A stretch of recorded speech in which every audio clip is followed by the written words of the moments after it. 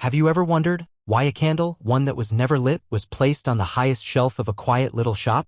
Not to give light, not to be sold. Just placed there like it was guarding a secret. Tonight, we uncover that secret slowly like the flame of a candle that never rushes. Peace be upon you. Tonight, let your mind slip gently into the quiet corners of the 18th century, a time when daylight was short and candlelight ruled the night. We begin in a small, cobblestone town. The streets are damp with morning mist. The roofs are sloped with wooden shingles, and narrow chimneys lean gently into the sky.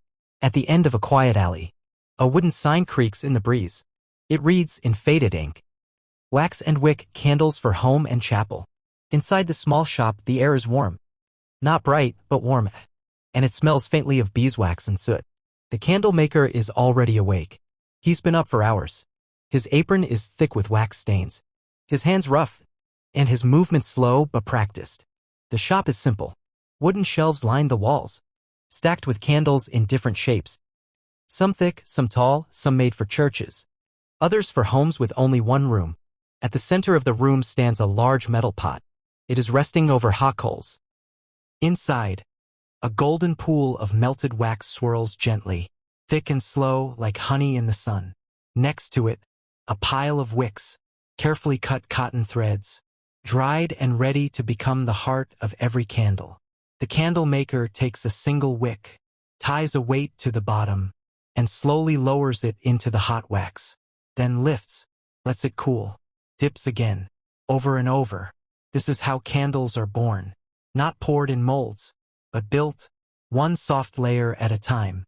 Outside, a church bell rings, a low, distant sound that fills the still morning.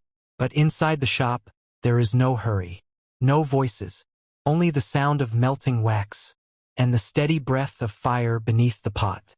You are safe here, in the quiet, in the candlelight, and the day has just begun. A thin line of smoke rises gently in the room, and the scent of melted wax settles softly in the air. The room is warm now, just enough, not too much, not too little.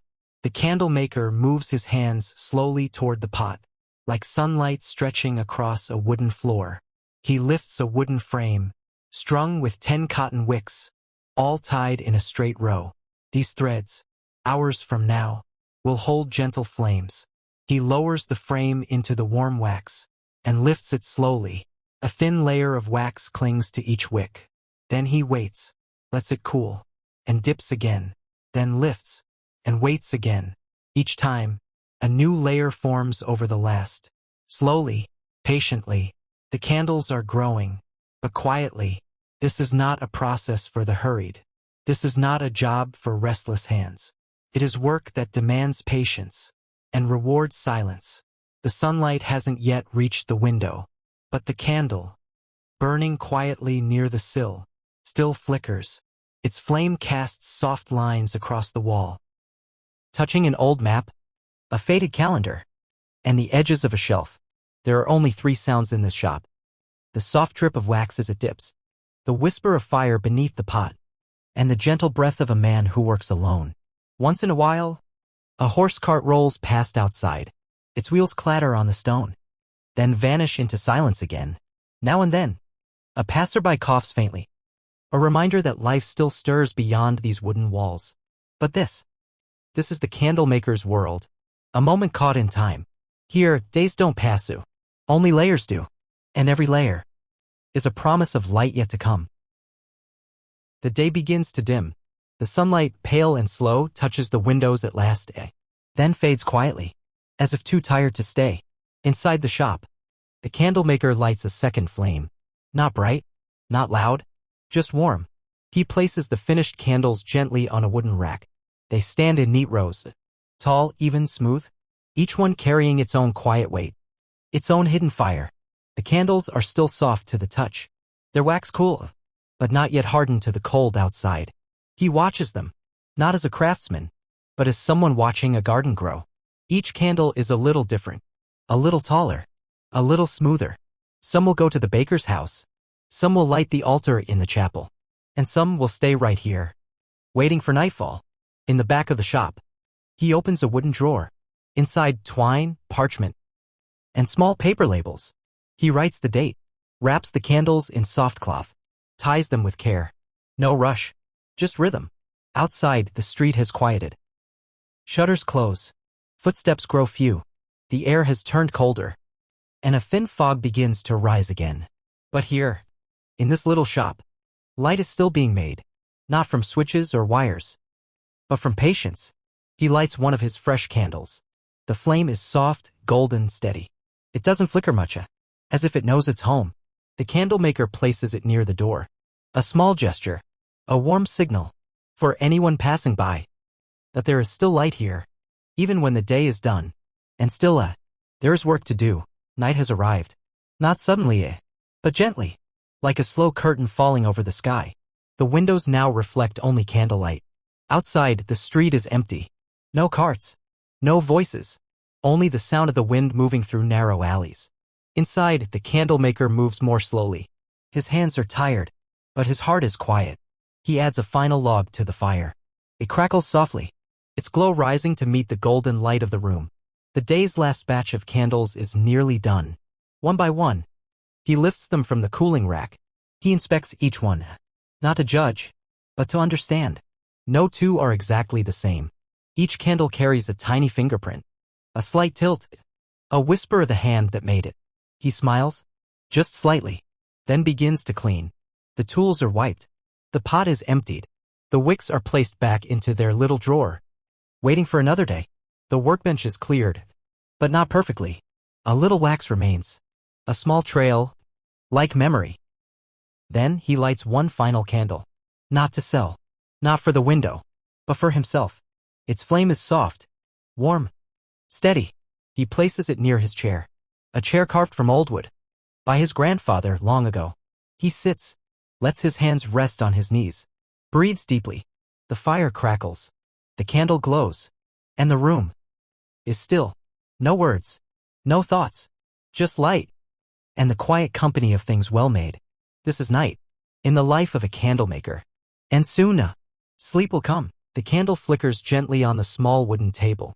Its light dances on the wall, soft and golden, like the memory of a sunset long gone. The candle maker leans back in his chair. His eyes are half closed, not quite asleep, not quite awake. Around him, the room hums with stillness. The fire in the stove has settled into a low, glowing ember. The tools rest in their places. The air carries the faint scent of beeswax.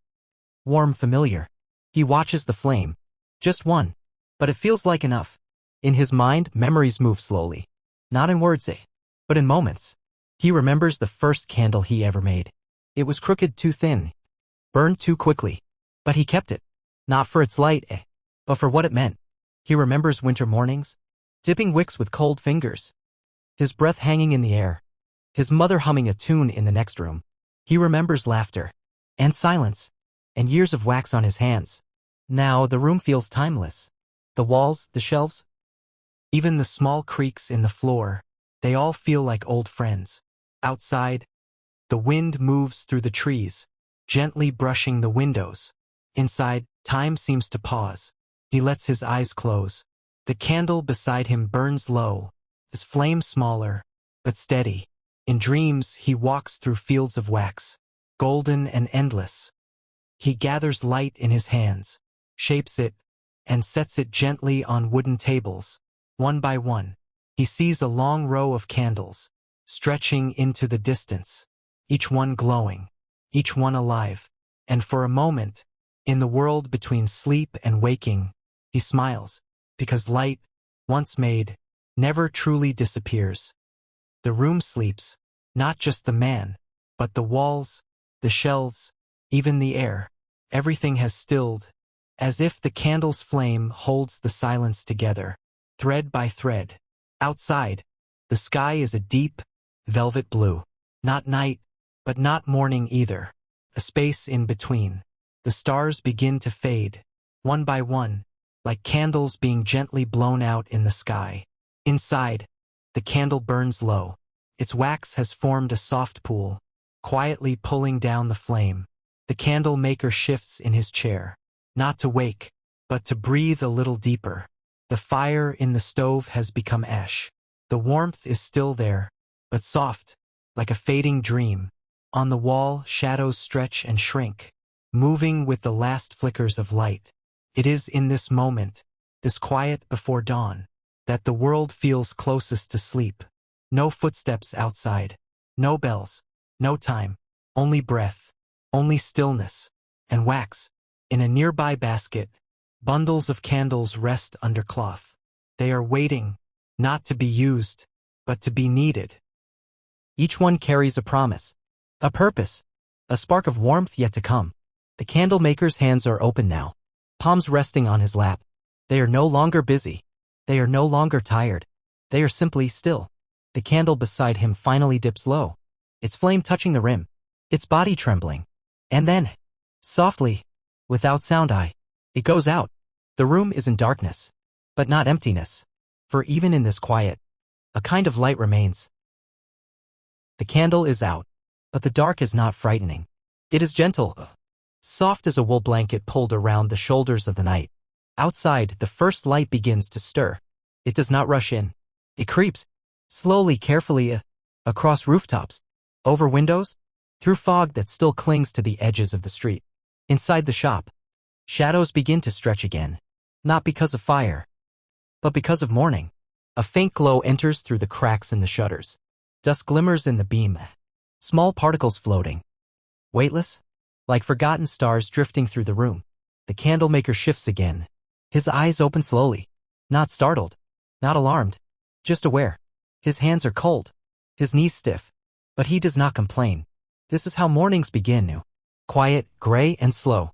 He stands, stretching gently, his bones clicking softly in the stillness.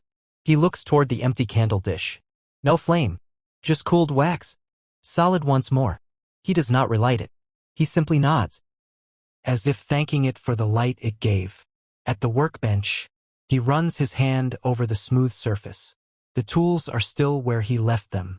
The wicks still wait in the drawer, and the next batch of wax still rests in the corner. Silent, ready, he opens the shutters. Light spills into the room, pale, delicate, honest, touches the shelves, the table, the very spot where the last candle stood. And in that light, the shop returns, not loudly, not quickly, but with purpose. For in this place, each day is the same, and yet always new.